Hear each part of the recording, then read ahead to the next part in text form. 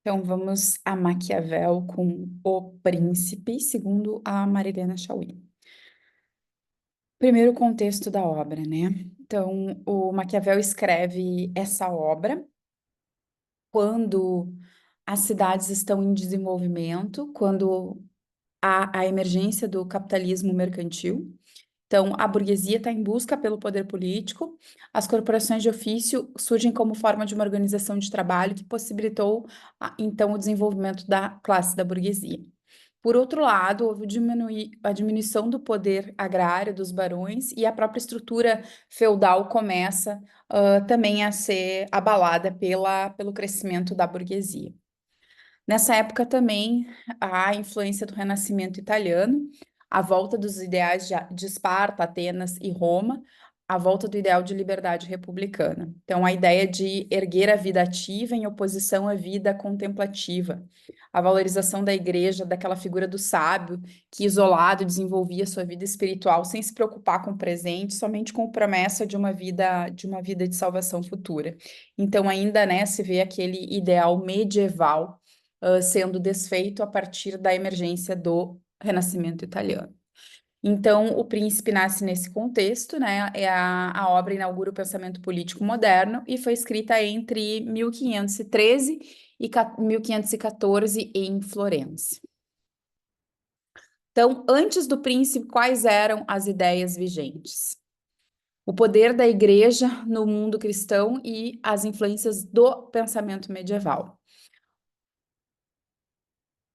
O poder político, né, ele tinha dois fundamentos, ou ele era diretamente teocrático ou indiretamente teocrático. Quando teocrático, se entendia que o poder pertence a Deus, que é ele quem concede força espiritual a alguém por um favor especial. Se ele é considerado indiretamente teocrático, a origem do poder está na natureza social do homem, mas no fundamento último, o fundamento último do poder político encontra-se na lei divina revelada. Então, se entende a natureza social, mas ainda se considera que a lei divina revelada é o fundamento do poder último político. Então, na Idade Moderna, embora se recusasse a teocracia, aceita que o poder político só é legítimo se for justo, se estiver de acordo com a vontade de Deus. Então, ainda tem essa aceitação. Então, quais são os pontos em comum entre os medievais e os renascentistas, né? Trazendo esses elementos da teologia que nós acabamos de falar. Primeiro, né? Há um fundamento anterior e exterior à política. Ou ela é fundada em Deus, ou é fundada na natureza humana, em última instância, né? Aqui, como eu coloquei, na lei divina revelada. Ou ele é fundado na razão, na existência de uma racionalidade que governa o mundo dos homens, tornando eles racionais e fazendo eles instituírem uma vida política. Segundo ponto comum entre os medievais e os renascentistas, né? A política é uma instituição de uma comunidade una e indivisa, cuja finalidade é o bem comum. Se deseja paz, evitando as lutas e os conflitos. A política deve promover um bom governo, virtuoso e racional, justo, harmônico e indivisível. Os regimes políticos são classificados em justos e legítimos, a monarquia e a aristocracia hereditária, e injustos e ilegítimos, o poder obtido por conquista por usurpação, tirânico, irracional, antinatural e contrário à vontade de Deus. Então, essas são os 4 pontos em comum entre os medievais e os renascentistas. Então, considerando o contexto desses 4 pontos em comum entre os medievais e renascentistas, é que a obra de Maquiavel pode ser considerada como demolidora e revolucionária. A autora traz o pensamento de um filósofo francês que comenta a leitura dela de Maquiavel, e esse filósofo aponta o quão peculiar é a concepção de que o termo maquiavélico ficou cunhado no senso comum muito mais do que o próprio conhecimento da obra, né? Então, o sentido de maquiavélico, de dizer que uma pessoa é maquiavélica, é entender que aquela pessoa mente, que cumpre, que faz promessas que não cumpre, que usa da boa fé do outro em proveito próprio. Então, ele comenta esse sentido do uso da palavra maquiavélico. Então, no que consistem as ideias de Maquiavel e por que que elas são então consideradas revolucionárias?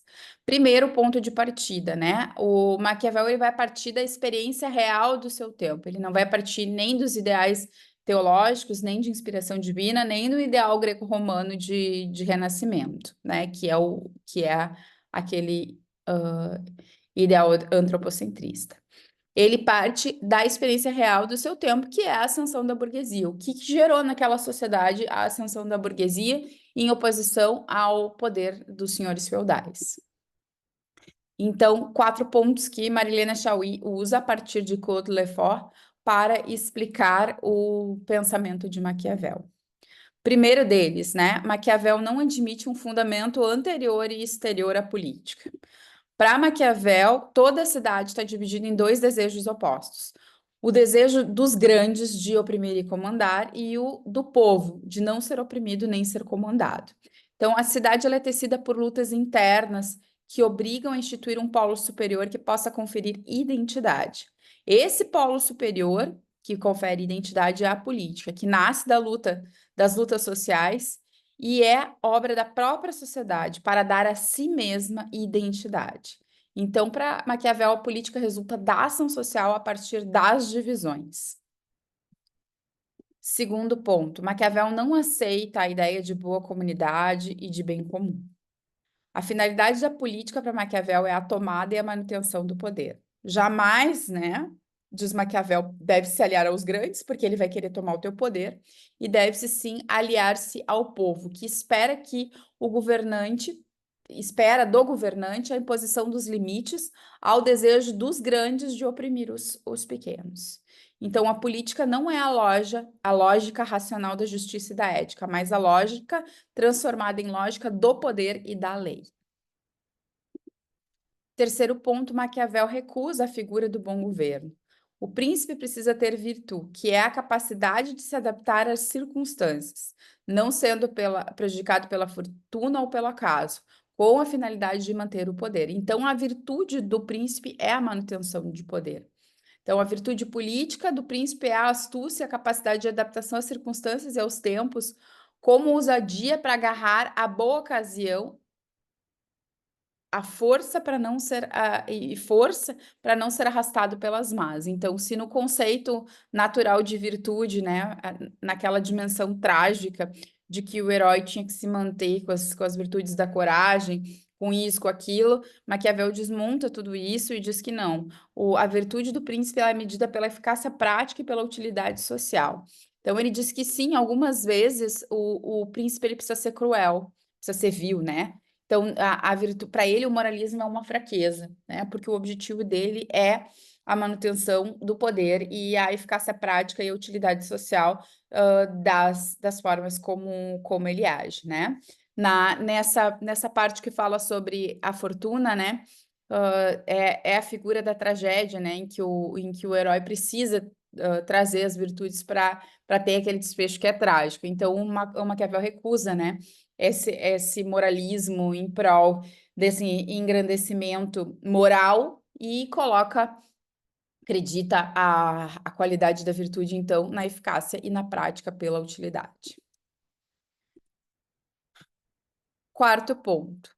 Maquiavel não aceita a divisão clássica dos 3 regimes políticos, monarquia, aristocracia e democracia, nem suas formas ilegítimas, tirania, oligarquia, demagogia, anarquia, nem aceita a sucessão hereditária como legítima, nem entende que a conquista de bens é uma usurpação. O critério de legitimidade ou ilegitimidade de qualquer regime político para Maquiavel é a liberdade. Todo regime político que for opressor é ilegítimo. O poder do príncipe deve ser superior aos dos grandes e estar a serviço do povo. Então, qualquer regime será legítimo se não estiver a serviço dos desejos e interesses particulares ou de um grupo particular. Então, Maquiavel inaugura a teoria política moderna ao entender o poder como independente da religião, da ética e da ordem natural.